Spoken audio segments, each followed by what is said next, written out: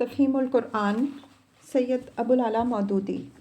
سورہ الذاریات آیات 1 تا 14 حصہ دوم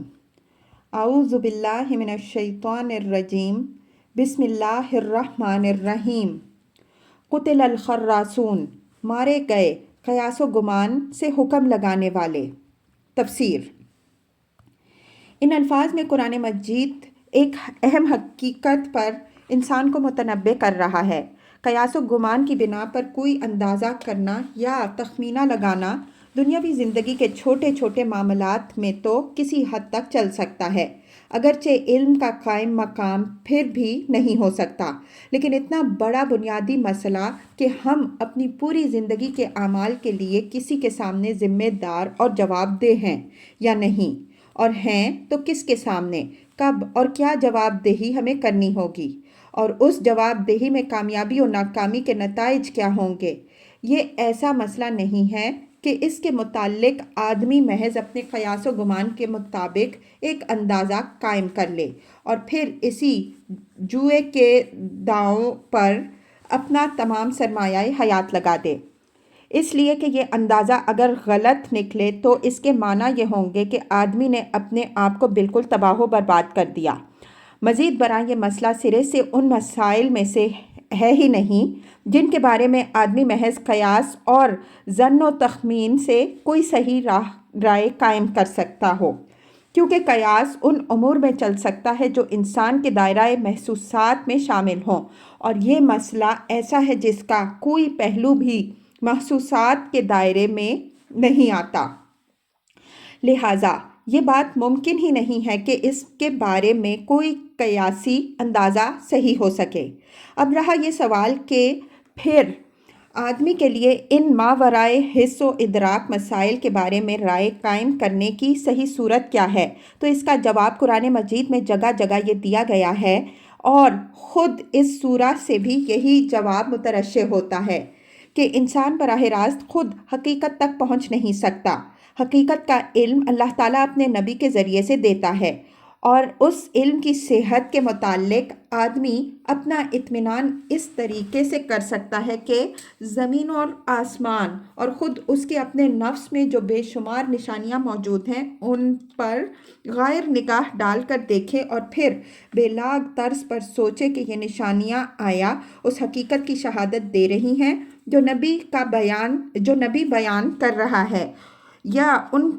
مختلف نظریات کی تائید کرتی ہیں جو دوسرے لوگوں نے اس کے بارے میں پیش کیے ہیں۔ خدا اور آخرت کے متعلق علمی تحقیق کا یہی ایک طریقہ ہے جو قرآن نے بتایا ہے۔ اس سے ہٹ کر جو بھی اپنے قیاسی اندازوں پر چلا وہ مارا گیا۔ الذین ھم فی غمرۃ ساہون، جو جہالت میں غرق اور غفلت میں مدہوش ہیں۔ تفسیر۔ یعنی انہیں کچھ پتہ نہیں ہے کہ اپنے ان غلط اندازوں کی وجہ سے وہ کس انجام کی طرف چلے جا رہے ہیں۔ ان اندازوں کی بنا پر جو راستہ بھی کسی نے اختیار کیا ہے وہ سیدھا تباہی کی طرف جاتا ہے۔ جو شخص آخرت کا منکر ہے وہ سرے سے کسی جواب دہی کی تیاری ہی نہیں کر رہا ہے، اور اس خیال میں مگن ہے کہ مرنے کے بعد کوئی دوسری زندگی نہیں ہوگی،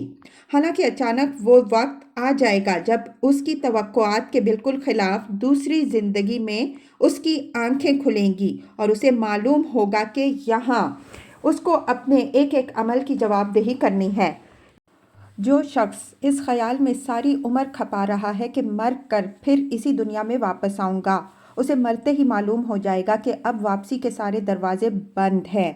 کسی نئے عمل سے پچھلی زندگی کے اعمال کی تلافی کا اب کوئی موقع نہیں، اور آگے ایک اور زندگی ہے جس میں ہمیشہ ہمیشہ کے لیے اسے اپنی دنیاوی زندگی کے نتائج دیکھنے اور بھگتنے ہیں۔ جو شخص اس امید میں اپنے آپ کو ہلاک کیے ڈالتا ہے کہ نفس اور اس کی خواہشات کو جب پوری طرح مار دوں گا تو فنائے محض کی شکل میں مجھے عذاب ہستی سے نجات مل جائے گی،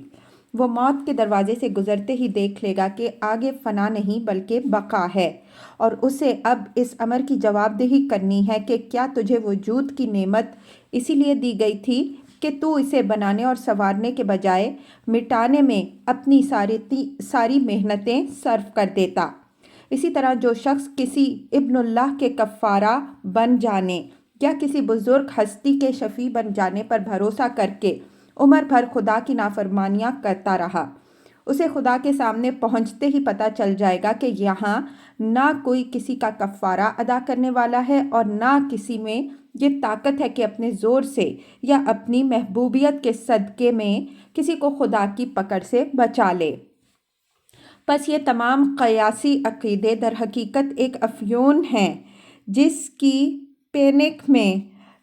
یہ لوگ بے سدھ پڑے ہیں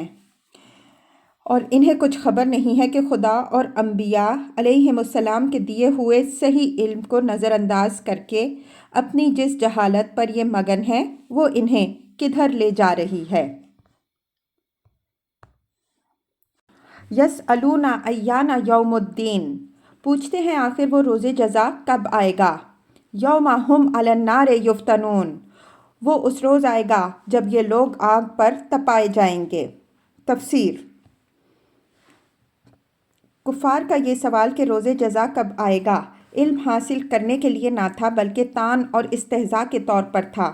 اس لیے ان کو جواب اس انداز سے دیا گیا۔ یہ بالکل ایسا ہی ہے جیسے آپ کسی شخص کو بد کرداریوں سے باز آنے کی نصیحت کرتے ہوئے اس سے کہیں کہ ایک روز ان حرکات کا برا نتیجہ دیکھو گے، اور وہ اس پر ایک ٹھٹھا مار کر آپ سے پوچھتے کہ حضرت آخر وہ دن کب آئے گا۔ ظاہر ہے کہ اس کا یہ سوال اس برے انجام کی تاریخ معلوم کرنے کے لیے نہیں بلکہ آپ کی نصیحتوں کا مذاق اڑانے کے لیے ہوگا۔ اس لیے اس کا صحیح جواب یہی ہے کہ وہ اس روز آئے گا جب تمہاری شامت آئے گی۔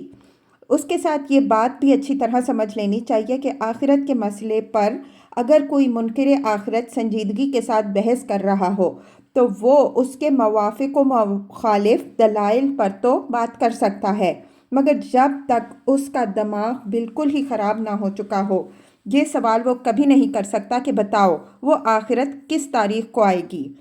اس کی طرف سے یہ سوال جب بھی ہوگا طنز اور تمسخر کے طور پر ہی ہوگا، اس لیے کہ آخرت کے آنے کی تاریخ بیان کرنے اور نہ کرنے کا کوئی اثر بھی اصل بحث پر نہیں پڑتا۔ کوئی شخص نہ اس بنا پر آخرت کا انکار کرتا ہے کہ اس کی آمد کا سال، مہینہ اور دن نہیں بتایا گیا، اور نہ یہ سن کر اس کی آمد کو مان سکتا ہے کہ وہ فلاں سال فلاں مہینے کی فلاں تاریخ کو آئے گی۔ تاریخ کا تعین سرے سے کوئی دلیل ہی نہیں ہے کہ وہ کسی منکر کو اقرار پر آمادہ کر دے، کیونکہ اس کے بعد پھر یہ سوال پیدا ہو جاتا ہے کہ وہ دن آنے سے پہلے آخر کیسے یہ یقین کر لیا جائے کہ اس روز واقعی آخرت برپا ہو جائے گی۔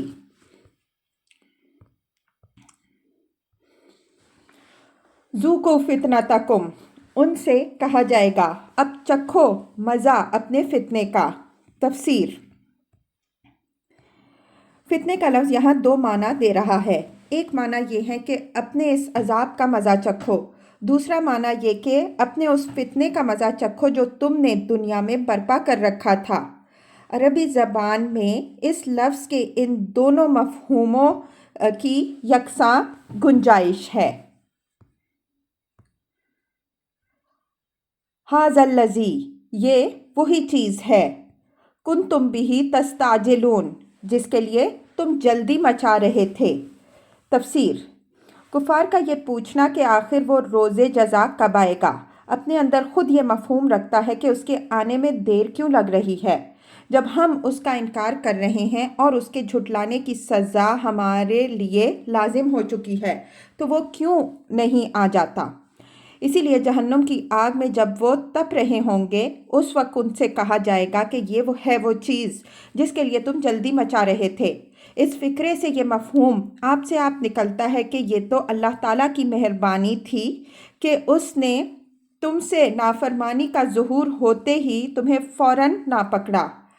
اور سوچنے سمجھنے اور سنبھلنے کے لیے وہ تم کو ایک لمبی مہلت دیتا رہا، مگر تم ایسے احمق تھے کہ اس مہلت سے فائدہ اٹھانے کے بجائے الٹا یہ مطالبہ کرتے رہے کہ یہ وقت تم پر جلدی لے آیا جائے۔ اب دیکھ لو کہ وہ کیا چیز تھی جس کے جلدی آ جانے کا تم مطالبہ کر رہے تھے۔